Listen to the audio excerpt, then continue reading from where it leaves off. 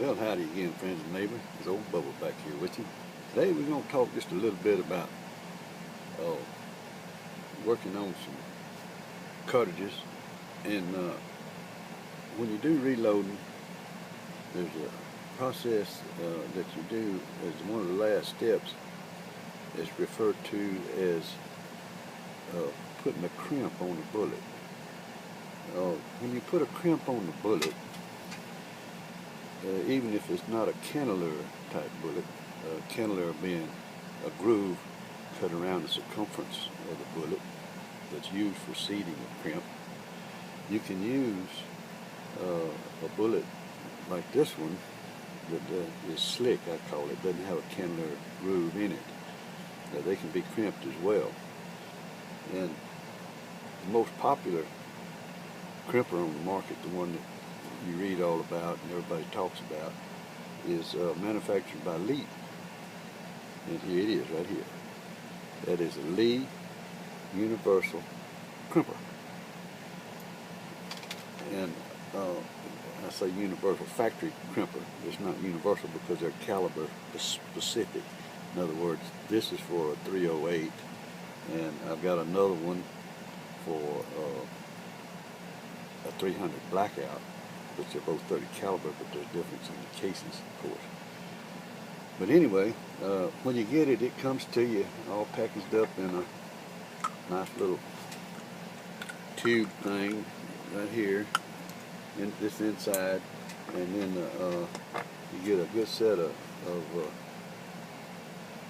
not only instructions on the back, tell you exactly how to set up the die, and then on the front it just gives you some explanation about what crimping does for your bullet. The Lee crimper comes with a lock ring, and it's got a little rubber O-ring that they rely on once you put it in the press, and this will fit any standard press. It doesn't matter if it's a Lee or RCBS or a Hornady or Dillon or whatever you might have. The threads will fit all the presses. I use a Hornady press, and I use what they call a lock and load, and I also like Hornady's lock rings. This is a Hornady lock ring, and you see here it's got a set screw, a little Allen head set screw, and the ring is split. And when you get your die set where you want it, and you cinch the ring down, and then you tighten that little set screw, that puppy ain't going nowhere ever again until you loosen that screw and undo it. This right here, O-ring, it'd probably do, but I'd rather not. So I'm going to take this off and replace it with the Hornady.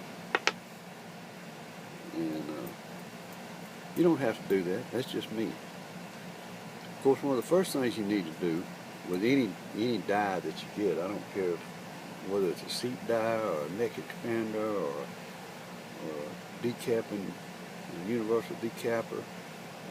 When these dies come to you brand new from the factory, they have to prep them with a lubricant and a sealant to keep them protected while they're either in transit, getting stored in inventory, different places, and they may sit for a while. Anyway, it just keeps them from rusting and corroding and getting all locked up. So, and every one of them will tell you this. It don't matter what brand it is. When you get a brand new die from them, the first thing they're gonna tell you is take it all apart, clean all that stuff off of it. And there's several things you can use. I use stuff called Hornady.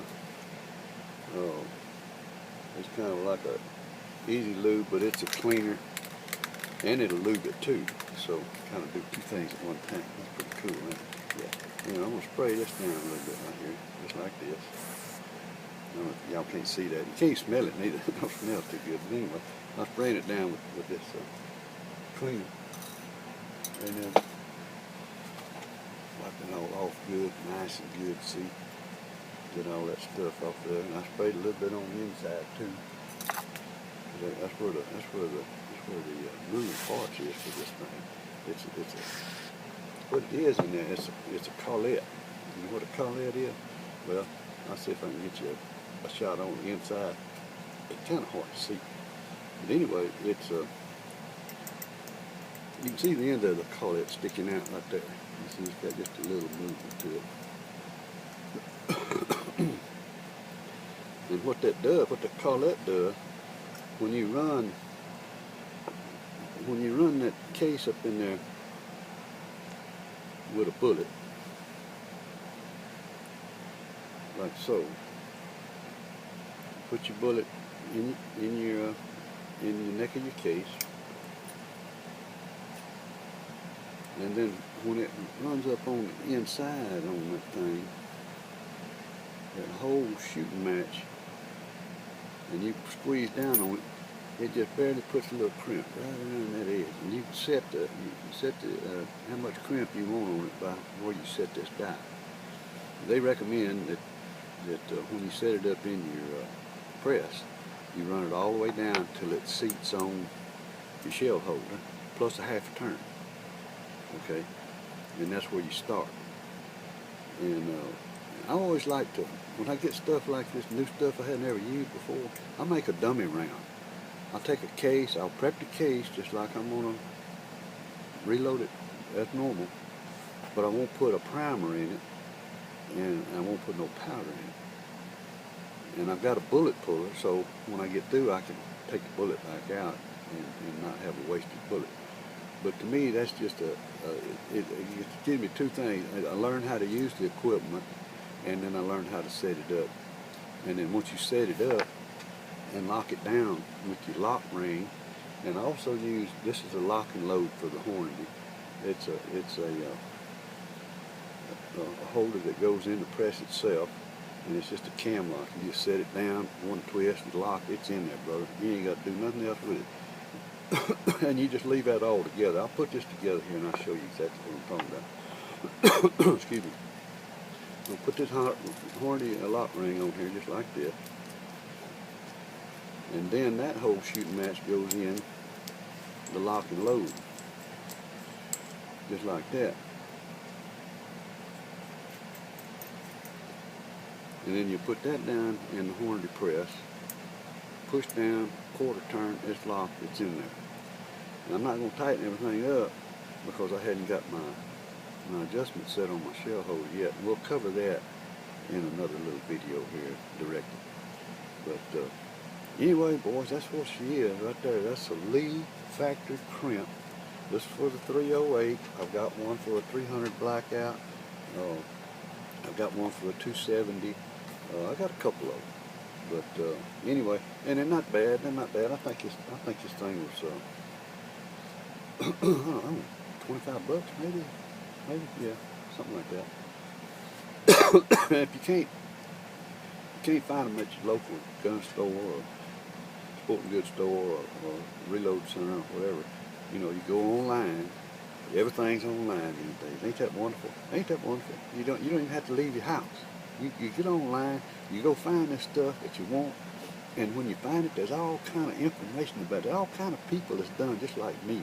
They bought it, they looked at it, they tried it, and they passed the knowledge along to the other fellas out there in the internet world, just like we're doing right here. Ain't that wonderful? Man, it's a new age. You know, I never thought I'd live to see it. My old daddy nearly 90 years old. Can you believe that?